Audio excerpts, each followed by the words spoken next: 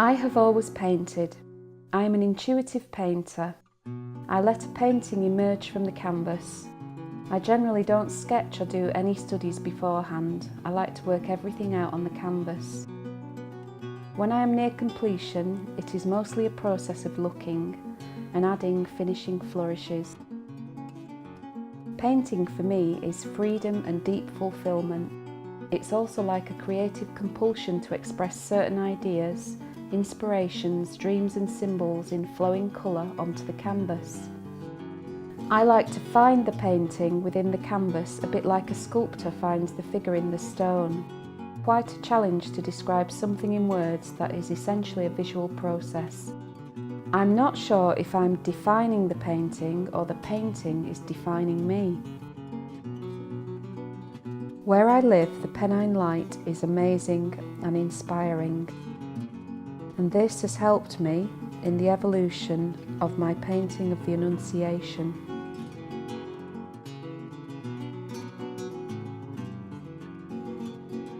When I went to Montserrat, which is a pilgrimage place in Spain, I brought back water from the holy spring there and used it in my painting. Painting is a bit of a mysterious process really. It's a kind of leap of faith, painting with hand, eye and heart. To paint is to pray, Fra Angelico said. For me, it is like a focused, active meditation, an outpouring of creative and intuitive feeling. I try to paint with immediacy, allowing the painting to evolve from the initial idea and working intuitively. When I paint portraits, for icons, eyes are important as they're where you connect with another soul, be they open or closed or indistinct.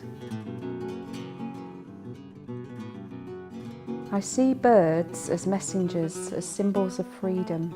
I began painting them after my son was born. It was then that I had the idea of writing illuminating words around the edge of the canvas, more layers of meaning and the naming of the work.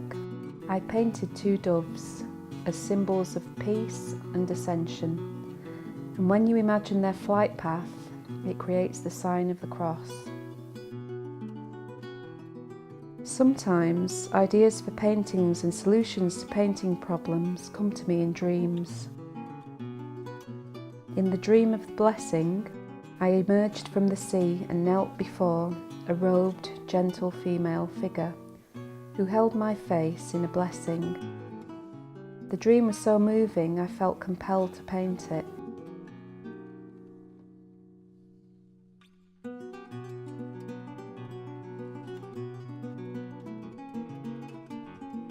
I have kept a painter's journal since 2002, where I occasionally write down any insights into the painting process. Images are like a language.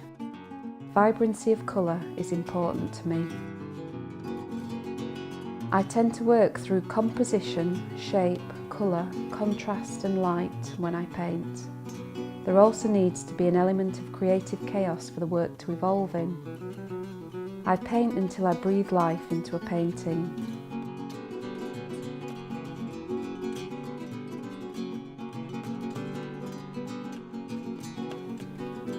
St. George, our national symbol and patron saint.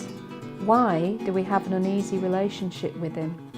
Is it because he has been misappropriated by the far right and come to represent a kind of hooliganism and insular prejudice in society? I felt moved by the plight of our national symbol and decided to claim him back.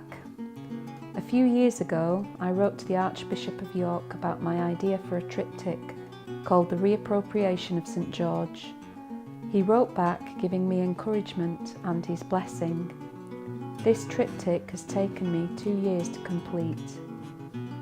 My intention was to claim St. George back from being a negative nationalist symbol and represent him as having a much deeper and diverse meaning to a much broader spectrum of people, from places such as Armenia, Belgium, Brazil, Bulgaria, Canada, Egypt, Ethiopia, Greece, Georgia, India, Italy, Spain, the Lebanon, Lithuania, Palestine, Malta, Portugal, Russia and Serbia. I explored the deeper and more universal meaning of St. George in my triptych. The dark night of the soul. This represents internal conflict, inspired by both Christian and Muslim belief in the East that St. George can heal madness. In this image, the person is imprisoned and is experiencing what we all go through at certain points in life. The profound transformational experience called the dark night of the soul. St. George is the champion of the inner struggle we all face at times. He represents courage even when we can no longer see the way forward. He also is a symbol of faith, protection and self-belief.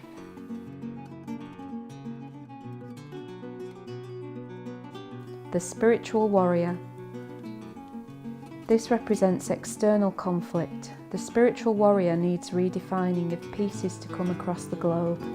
The battle is within and without.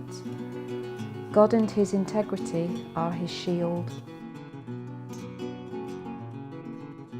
The dragon represents any draconian rule or despotic ideologies that seek to take a stranglehold on the freedom, rights and integrity of people across the world. There is a swastika hidden on the dragon hide, representing the corruption and destruction of peace, and his spine is barbed wire.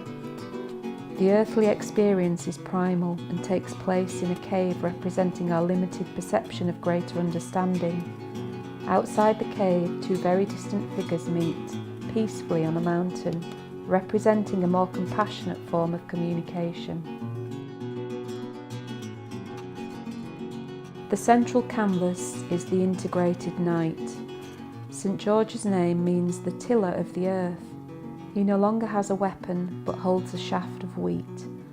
He is surrounded by billowing wheat, representing the earth's abundance. The dark mountain in the background symbolises the dark and difficult journey he has undertaken. He has come to a place of peace. He has integrated his experiences of inner and outer conflict and is a shield for the people. St. George is a protector and a reminder of our integral link to the land. The princess is the soul, the mysterious nature of the cosmos and the symbol of universal woman and compassion. Together they represent the balance of male and female power that is today lacking in the world and without which we are lost.